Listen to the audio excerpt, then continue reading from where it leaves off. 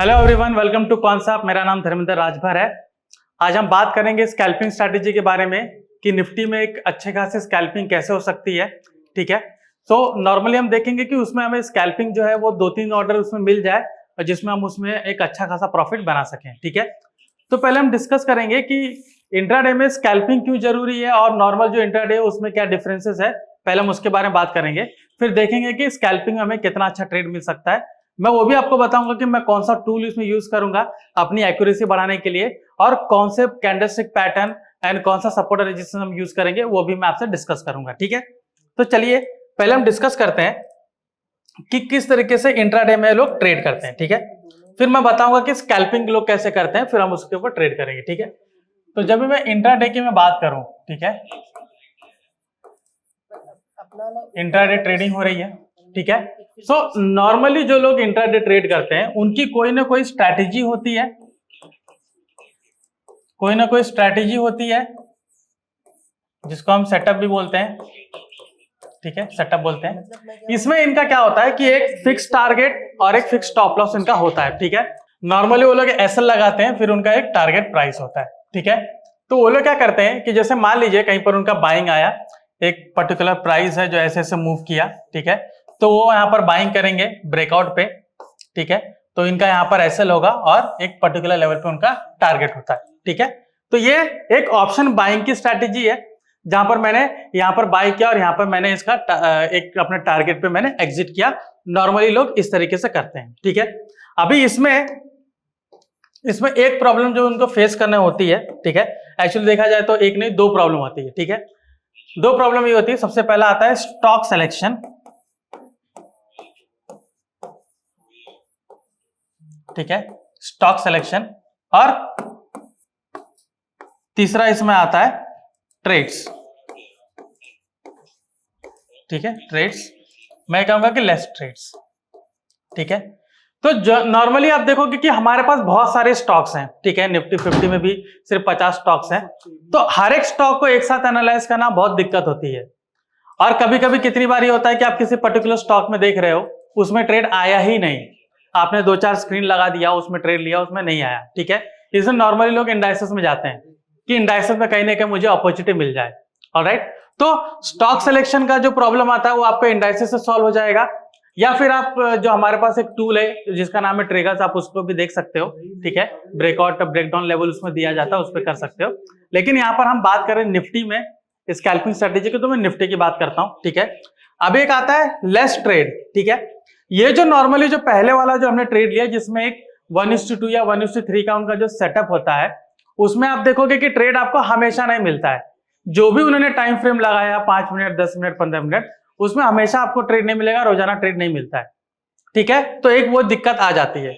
Scalping में क्या होता है कि आपको 2 से 3 ट्रेड रोजाना मिल सकता है, चाहे मार्केट वोलेटाइल हो। ठीक है, चाहे मार्केट वोलेटाइल हो, चाहे मार्केट साइडवेज हो, दोनों में मिल सकता है। ठीक है, दोनों में ट्रेड हमें मिल सकता है।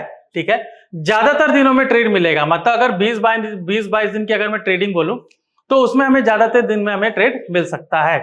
तो आप जो नॉर्मल जो हम लोग ट्रेड लेते हैं वो देखोगे कि हो सकता है 22 दिन में 12 दिन मिले, 13 दिन मिले। स्कैल्पिंग में आपको काफी दिन में ट्रेड मिलता है, उससे प्रोबेबिलिटी उससे ज्यादा होती है। ठीक है, अभी जो लोग जो स्कैल्पिंग करते हैं इनका जो इश्यू रहता है, ठीक है, वो टारगेट और स्टॉप लॉस से ही होता है। ठीक है, मैं उसको इश्यू नहीं कहना चाहूंगा, एक उनका फिक्स बोलेंगे ना, फिक्स पैरामीटर होता है कि एसएल वो भी छोटा हो, मतलब स्मॉल हो, और जो टारगेट हो, टारगेट प्राइस वो भी स्मॉल रहता है। ठीक है, मतलब मान लीजिए कि अगर कोई ऑप्शन का प्रीमियम 200 है, ठीक है, 200 है, आपने वहां पर 200 पे उसको बाई किया। ठीक है, 200 पे बाई किया, तो मान लीजिए वो 210 गया, 215 गया, या फिर 220 गया, वो अपना टारगेट इसी रेंज में बुक कर लेते हैं। छोटा छोटा टारगेट वो लोग बुक करते हैं। ठीक है, तो इन शॉर्ट अगर ये 200 रुपए का जो ऑप्शन का प्रीमियम है, ठीक है, तो मैं उसमें अगर बाय करता हूं मान लीजिए 100 क्वांटिटी। ठीक है, 100 क्वांटिटी। ठीक है, तो 200 का प्रीमियम है, मतलब मेरा इन्वेस्टमेंट कितना होगा 20,000 और मैंने 10 पॉइंट ही लिया तो मेरा प्रॉफिट कितना हो गया 1000। ठीक है 1000। तो ये ऑलमोस्ट आप देखोगे आपको 5% रिटर्न आपको मिल गया। ठीक है, एक दिन में आपको 5% रिटर्न मिल रहा हो, इससे ज्यादा और क्या चाहिए किसी को। ठीक है, तो लोग क्या करते हैं स्कैल्पिंग में इस तरीके से ट्रेड बनाते हैं। ठीक है, ज्यादातर लोग क्या करेंगे कि नियर एटीएम या फिर एटीएम नियर एटीएम का ही ट्रेड लेते हो, ज्यादा ओटीएम में नहीं जाते हैं। रीजन ये होता है कि उनको फास्ट मूवमेंट चाहिए कि उन्होंने वहां पर लिया थोड़ी देर में मिल जाए, क्योंकि कितनी बार मार्केट जब साइडवेज रहता है और अगर इन्होंने ओटीएम लिया तो वो मूव ही नहीं करता है, क्योंकि उसमें डेल्टा आप देखोगे काफी कम होता है। राइट, तो ज्यादातर जो स्कैल्पिंग ले रहे हैं तो स्कैल्पिंग में आपको देखना है कि खास करके आप एटीएम ही लें। ठीक है, कुछ लोग आईटीएम भी लेते हैं, लेकिन आप एटीएम ही ले, ओटीएम पे बिल्कुल ना जाएं, ओटीएम पे बिल्कुल ना जाएं।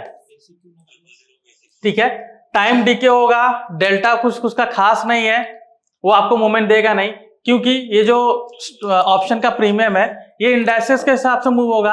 राइट, तो अभी इंडाइसेस मान लीजिए अभी जैसे बैंक निफ्टी के निफ्टी की मैं बात कर रहा हूं। ठीक है, 200 रुपए का ऑप्शन प्रीमियम है, 10 पॉइंट ही मूव करना है, तो निफ्टी को कम से कम आप देखो अगर कम से कम 15-20 पॉइंट तो मूव करना चाहिए उसको, तब जाके ये मूव करेगा। अगर इसका डेल्टा 0.5 है तो वो 20 पॉइंट मूव करेगा, तब जाके 10 पॉइंट मूव करेगा। राइट, तो इसलिए आपको एटीएम ही लेना चाहिए जहां पर डेल्टा आपको अच्छा मिले। ठीक है, तो हमने ये देख लिया कि किस तरीके से मैं स्कैल्पिंग हम इसमें ट्रेड करते हैं। राइट, तो यहां पे स्कैल्पिंग का हमने समझ लिया किस तरीके से पॉइंट कवर करते हैं। क्वांटिटीज हमने देख लिया कि एक छोटा सा क्वांटिटी इसमें ऐड करते हैं। कई लोग आप देखोगे कि 200 का ही स्क्रिप है तो लोग यहाँ पर 500 भी करते हैं। ठीक है, 500 का भी। ऑलराइट, तो 500 अगर इसमें बाय करेंगे तो 1 लाख का इन्वेस्टमेंट होता है। ठीक है, 1 लाख का इन्वेस्टमेंट होता है। अभी इस लेवल पर जाने के लिए टाइम लगता है। जब आप काफी ज्यादा इसमें समय बिता लेते हो, आपको लगता है कि ठीक है ये स्ट्रैटेजी बहुत अच्छा काम कर रही है, तो इसके मुताबिक आप उसमें ट्रेड लेना शुरू करते हो। ठीक है, क्वांटिटी धीरे धीरे बढ़ाना शुरू करते हो। तो 500 अगर 10 पॉइंट भी ऊपर गया तो आपको 5000 मिलता है। सेम आपका रिटर्न ऑन इन्वेस्टमेंट उतना ही होगा 5%। ठीक है, धीरे धीरे लोग 210 से 215 भी जाते हैं, बट स्कैल्पिंग में इससे ज्यादा पॉइंट लेना मुनासिब नहीं होता, क्योंकि कई बार आप देखोगे साइडवेज में ही लोग स्कैल्पिंग करते हैं और वहां से ड्रास्टिक मूव आता है, तो वहां पे उनका लॉसेस बड़ा हो जाता है। तो कई बार जो मूवमेंट है वो साइडवेज में लेते हैं, लेकिन हम जो ये ट्रेड है स्कैल्पिंग वाला, ये ज्यादातर सपोर्ट और रेजिस्टेंस के पास ही लेंगे। ठीक है, सपोर्ट और रेजिस्टेंस के पास लेने का फायदा ये होता है कि आपको स्टॉप लॉस छोटा होता है, क्योंकि अगर मैं बीच में कहीं पर ट्रेड लेता हूं, क्योंकि कई बार मैंने देखा है लोग बोलते हैं कि बीच में पूरा फ्लो में है उसमें लेना चाहिए, बिल्कुल ले सकते हो फ्लो में, तब आपको टारगेट थोड़ा बड़ा रखना पड़ेगा। सपोर्ट और रेजिस्टेंस के पास अगर मैं लेता हूं, मान लीजिए रेजिस्टेंस है, अगर यहां से ब्रेक करके ऊपर गया तो भी मेरा स्टॉप लॉस ये होगा। राइट, तो मेरा छोटा ही होगा। अब मान लीजिए इसको टच करके नीचे आ रहा है, अगर मैं यहां पर लेता हूं तो मेरा स्टॉप लॉस ये होगा, या ये जो कैंडल का वीक होता है वो होता है। राइट, तो मेरा ऐसा ये होगा और यहां से मुझे एक अच्छा ट्रेड मिल सकता है। ओके, तो हमने ये देखा कि किस तरीके से मैं इसमें ट्रेड लूंगा। अभी मैं टूल जो यूज करने वाला हूं वो टूल है ऑर्डर बुक। ठीक है, ऑर्डर बुक का टूल यूज करने वाला हूं। अभी ऑर्डर बुक की खासियत मैं बता देता हूं, फिर ऑर्डर बुक के हिसाब से कैसे ट्रेड लेंगे मैं वो बताता हूं। ठीक है, ऑर्डर बुक यहां पर टूल में यूज कर रहा हूं। ठीक है, सो ऑर्डर बुक में आप देखोगे रियल टाइम डेटा मुझे मिलता है, रियल टाइम डेटा मिलता है। रियल टाइम डेटा कौन सा डेटा मिलता है वो देखना है। ठीक है, कौन सा रियल टाइम डेटा मिलता है, तो इसमें मुझे क्या मिलेगा, बायर इनिशिएटेड क्वांटिटी मिलेगा। ठीक है, क्वांटिटी को मैं क्यों लिख देता हूं, और मुझे यहां पर सेलर क्वांटिटी मिलेगी। ठीक है, सेलर क्वांटिटी मुझे दोनों मिलेगी। तो buyer initiated quantity, seller initiated quantity हर एक कैंडल पर मुझे देखने को मिलेगी। ठीक है, तो हर एक कैंडल पर अगर मिल रहा है तो मैं उसे अंदाजा लगा सकता हूं कि वहां पर सबसे ज्यादा कौन सी क्वांटिटी बाय और सेल हो रही है, मतलब मुझे पता चलेगा कि कौन ज्यादा डोमिनेंट है और उसके मुताबिक मैं वहां पर ट्रेड लूंगा। ठीक है, तो चलिए आपको बता देते हैं। बोल रहे हैं? अगर मैं ऑर्डर बुक को यूज करता हूं, ठीक है, तो मान लीजिए जैसे ये कैंडल है, ठीक है, जो कि सपोर्ट पे बनी, राइट, ये इसका वीक है, ये कैंडल है जो सपोर्ट पे बनी, ऑलराइट, कैंडल का कलर है ग्रीन, ठीक है, और कोई कैंडलस्टिक पैटर्न का हिस्सा है, मान लीजिए कोई एंगल्फिंग कैंडल या पियर्सिंग पैटर्न का कोई कैंडल है, राइट।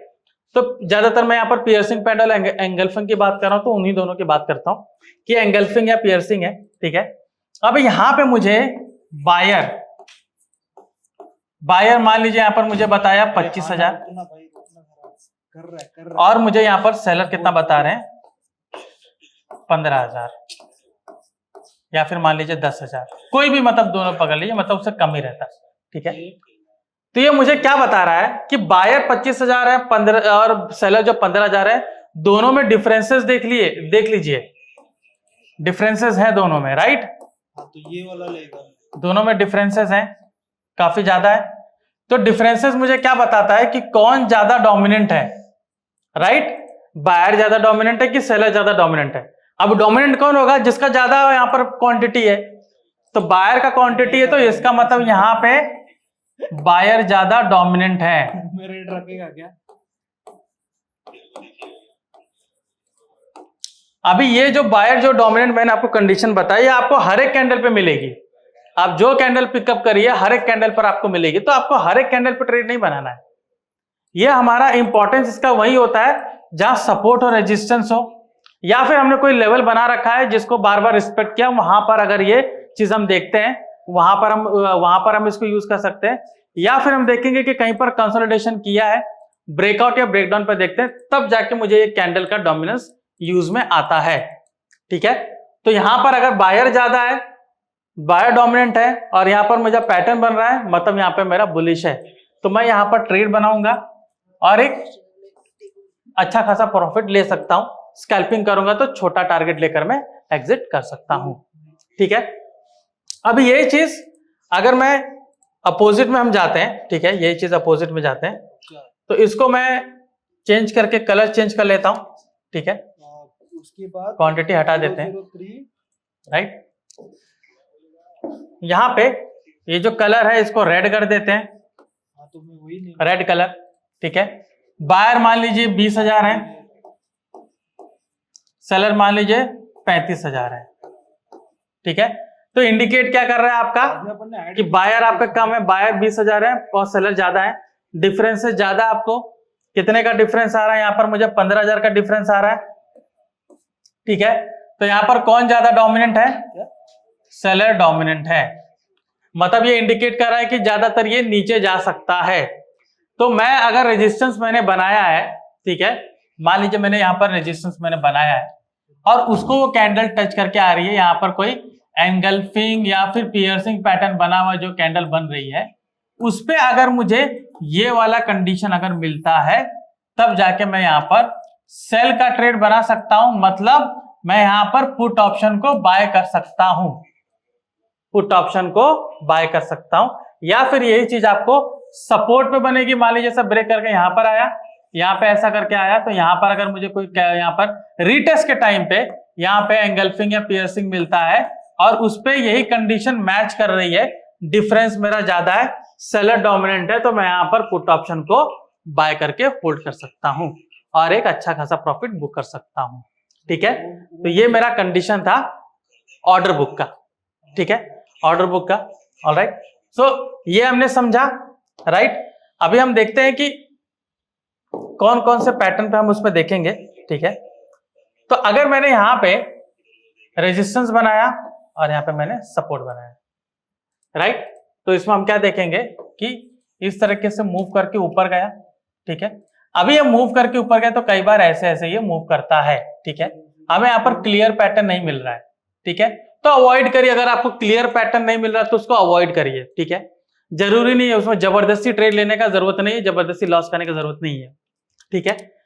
तो यहां पर कुछ देर बाद फिर आपको जब क्लियर पैटर्न कहीं पर मिलता है कि एक कैंडल आपने बनाया, लेकिन वहां पर मुझे ऐसा एंगल्फिंग मुझे मिल रहा है, ठीक है, यहाँ पे आपने कोई कैंडल बनी, उसको एंगल्फिंग पियर्सिंग उसने बनाया, तो जैसे कैंडल क्लोज होती है, मान लीजिए 10-15 सेकंड रह जाते हैं, ठीक है, तो इस पे आप एसएल लगा के यहाँ पर आप ट्रेड ले सकते हो और आपको एक पीई का ऑप्शन यहाँ पर इजीली बाय कर सकते हो।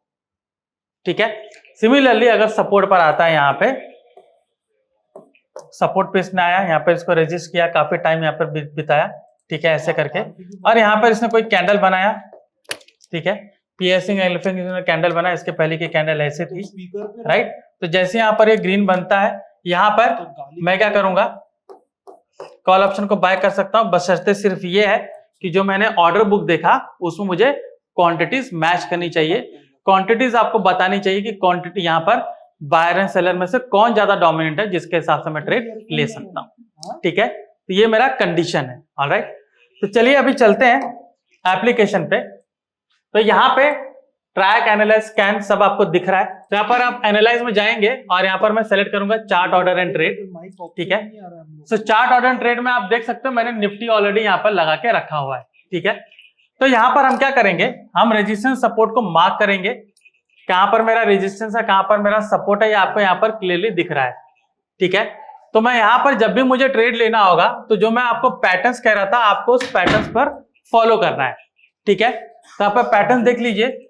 अभी जैसे ये मेरा सपोर्ट है, ठीक है, मैं ज्यादातर स्कैल्पिंग में देखता हूं तो 1 या फिर 3 मिनट इसी में मैं जाता हूं, ज्यादा लंबा टाइम फ्रेम लेंगे तो उसमें आपका स्कैल्पिंग नहीं हो पाएगा। ठीक है, तो यहां पर देखिए मैंने 3 मिनट का टाइम फ्रेम लिया, ऑलराइट, और यहाँ पे ये कैंडल यहाँ पर बनी। ठीक है, ये कब का डेट है, ये 22 जुलाई का डेट है, यानी कल का है। ठीक है, तो यहाँ पर आप क्लियरली देख सकते हो ये मेरा कैंडल बना हुआ है, 22 जुलाई 9:21 का कैंडल है। तो यहाँ पर आप देख सकते हो ये कैंडल ने पूरे तरीके से पियर्स करके ऊपर गया है। ठीक है, उस सपोर्ट को टेस्ट करके वहां से बाउंस बैक ऊपर किया है। ठीक है, वहां पे जब उसने बाउंस बैक किया तो मैं वहां पर देख रहा हूं कि उसमें क्वांटिटीज मुझे कितना दिख रही है।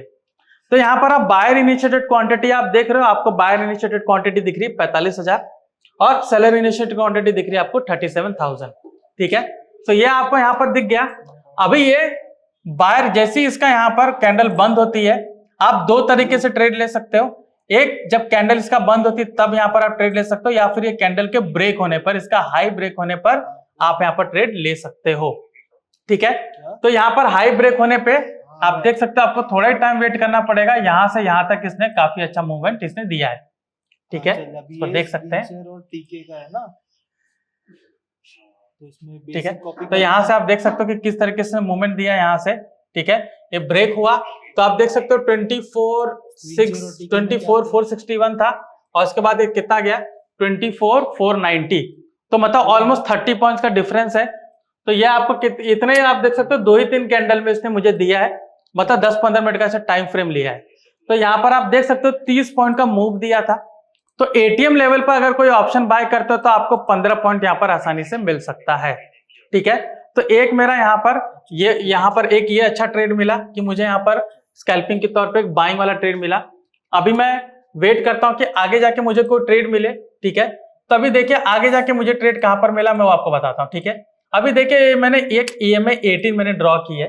ठीक है, तो जब हम रिटेस्ट की बात करते हैं तो कई बार देखिए सपोर्ट पे रिटेस्ट करता है और EMA 18 पर भी रिटेस्ट करता है। तो मैं क्या कर सकता हूं, आई एम सॉरी, ये 9 है नॉट 18, तो मैंने मूविंग एवरेज 9 का भी लगा रखा है। ठीक है, तो अगर यहाँ पे इसको रिटेस्ट करता है, ठीक है, मान लीजिए पूरे डायरेक्शन में है, ठीक है, तो उसके रिटेस्ट के ब्रेक पर भी मैं वहां पर ट्रेड ले सकता हूं। ठीक है, बट वो आप देखोगे वो पूरा फ्लो वाला बन जाता है। ठीक है, तो मैं उसमें पहले नहीं लूंगा क्योंकि मुझे स्टॉप लॉस छोटा चाहिए, राइट। तो मैं यहाँ पर क्या करूंगा, मैं आगे रेजिस्टेंस का मैं वेट करता हूँ। तो यहाँ पर रेजिस्टेंस क्या आपने देखा, उसको पूरा ब्रेक करके ऊपर तरीके से चला गया, राइट। अभी यहाँ पे मुझे अगेन कोई यहाँ पर एक सिस्टम चाहिए जहां पर मुझे कोई एंगल्फिंग या मुझे कोई पियर्सिंग पैटर्न मिले जिसकी वजह से मैं ट्रेड लूं। तो यहाँ पर मैं वेट करूंगा, ना ही मुझे बाइंग का कोई मिला है ना ही मुझे यहाँ पर सेलिंग का कोई मिला है, राइट। तो मैं वेट करूंगा कि मुझे आगे कहीं जाकर अगर मिलता है तो देखिए मुझे यहाँ पर मिला है इसने। ठीक है, यहाँ पर आप देख सकते हो कि किस तरीके से यही जो रेजिस्टेंस है वापस इसको नीचे ब्रेक किया और ऊपर जाके सस्टेन नहीं किया, वापस से रिटर्न आया। तो अभी ये कंडीशन फुलफिल कर रही है कि यहाँ पर एक डाउन साइड वाला आ सकता है। ठीक है, तो मैं यहाँ पर वेट करूंगा कि मुझे कोई पियर्सिंग पैटर्न यहाँ पर मिले जो कि आपको 11:57 की कैंडल दे रही है। ठीक है, तो यहाँ पर आप देख सकते हो पूरे तरीके से कैंडल पूरी तरीके से उसको पियर्स कर रही है। उसके पहले भी देख सकते हो कि 3 लगातार वो रेड बन रही है। ठीक है, तो ये पूरी तरीके से डाउन ट्रेंड बता रहा है। तो यहाँ पर अगर मैं ट्रेड लेता हूं, ठीक है, तो यहाँ पर मैं देखूंगा कि मेरे बायर और सेलर में क्वांटिटी के डिफरेंस क्या है, ठीक है। तो यहाँ पर मुझे डिफरेंस दिख रहा है, बायर कुछ है 1900, सेलर कुछ 2300, तो थोड़ा डिफरेंस है, ठीक है। तो अगर मैं यहाँ पर एक ट्रेड बनाता हूं तो आप देख सकते हो इसका लेवल था कुछ 24,541 और आगे जाके इसने 24,521 तक यहाँ पर नीचे लो किया है। तो यहाँ पर भी अगर मैं कोई एटीएम का ऑप्शन बाय करता तो मुझे यहाँ 10 पॉइंट का डिफरेंस मिल गया है, ठीक है। आगे जाके उसने फर्दर नीचे फ्लो दिखाया है, बट मैं यहीं तक इसको काउंट करूंगा। ओके, तो आपने देखा कि किस तरीके से यहाँ पर अभी 22 तारीख को मुझे 2 ट्रेड मिला है, ठीक है। आगे हम जाते हैं, आगे देखते हैं वापस से। तो ये देखिए आगे ये यहाँ पर 1354 को यहाँ पर बन रहा था, ठीक है। अभी 1354 को मैं देखूंगा कि वहां पर मेरा कोई अच्छा कंडीशन बन रहा है कि नहीं, ठीक है। तो ठीक है, वहां पर एक हैमर बनाया उसने और उसके आगे पूरे तरीके से जो कैंडल है उसको ब्रेक करके नीचे आया। अभी वो जो हैमर पे हमने ट्रेड इसलिए नहीं लिया क्योंकि वहां पर मुझे जो बायर और सेलर की जो क्वांटिटीज है उसमें ज्यादा डिफरेंसेस मुझे देखने को नहीं मिले, ठीक है। मुझे थोड़ा श्योरिटी चाहिए जो ये इंडिकेटर आपको देता है, ठीक है। तो मैंने क्या किया, मैं नेक्स्ट कैंडल का मैंने वेट किया, जो 1357 का कैंडल है उसने मुझे दिया है, ठीक है। तो जब मैंने नेक्स्ट कैंडल का वेट किया तो आप देख सकते हो वहां पे जैसे वहां पर नीचे ब्रेक डाउन किया तो हम वहां पर एक ट्रेड लेते हैं और आगे देख सकते हो विद इन 10 मिनट्स यहां से यहाँ डिफरेंसेस देख सकते हो 25428 से लेकर ये 24497 तक आया है। मतलब आप देख सकते हो कि ऑलमोस्ट एबीस ने भी 30 पॉइंट का डिफरेंस दिया है। तो एटीएम लेवल पे जो ऑप्शन होगा उसमें 15 रुपए तक आपको मिल सकता है। तो कुल मिला के आपने देखा कि मुझे यहाँ पर 3 ट्रेड मिला है। 3 ट्रेड का अगर मैं टोटल काउंट अगर यहाँ पर निकालूं तो मुझे अप्रोक्सीमेट यहाँ पर 40 पॉइंट्स मिले हैं, ठीक है। जो कि आप अगर ट्रेड करते हो तो उसमें मोर देन इनफ आपको 5% से ज्यादा का मूव दिया उसने, ठीक है। तो ये था हमारा स्कैल्पिंग का स्ट्रेटेजी, ठीक है। निफ्टी में आप ऑर्डर बुक और प्राइस एक्शन को इस तरीके से अलाइन करके एक अच्छी खासी स्कैल्पिंग स्ट्रेटेजी बना सकते हो, ठीक है, और एक अच्छा खासा प्रॉफिट इसमें बना सकते हो, राइट। आज का भी आप देखोगे, आज का भी जो मार्केट है उसी तरीके से मूव किया। खैर ये बड़ा बड़ा मूव तो बजट के वजह से है, ठीक है, तो हम उसको अवॉइड कर सकते हैं क्योंकि बजट एवरीडे नहीं होता है। तो एवरीडे के लिए जो ट्रेड इसमें बना था मैंने आपको क्लियरली दिखाया। इसी तरीके से आप भी अपने स्कैल्पिंग को इंप्रूव कर सकते हो, ठीक है। तो ये था हमारा स्कैल्पिंग स्ट्रेटेजी के ऊपर एक वीडियो सेशन। और भी ऐसे वीडियोस और भी ऐसे जानकारी जानने के लिए कॉन्सेप्ट से जुड़े रहिए। मैं धर्मेंद्र राजभर, आपका धन्यवाद।